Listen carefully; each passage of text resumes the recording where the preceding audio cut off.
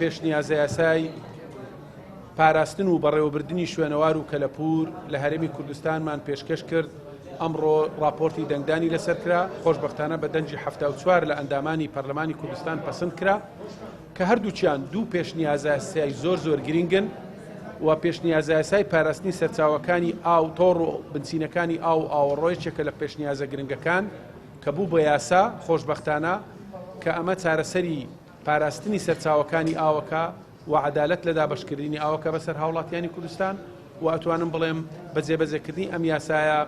بەشێک لە کێشە و گرفتی هاوڵاتیان کە پەیوەندی بە دابینکردنی ئاوی پاچی خواردنەوە هەیە لە شار و شارۆچکەکان چارەسەر ئەکات. بەپێی ئەم یاسایی کە ئەمڕۆ پەسەند کرا هەموو ئەو پارچە شوێنەواریانەی کە لە هەرێمی کوردستانە پارێزگاریان لێ ئەکرێ و ئەگەر پارچە شوێنەوار هەبێت چۆ بێتە دەرەوە بە هەماهەنگی لەگەڵ دەسەڵاتی ئیتیحادی هەوڵ دەین بۆ جێڕانەوەیان و پارێزگاری لێکردن.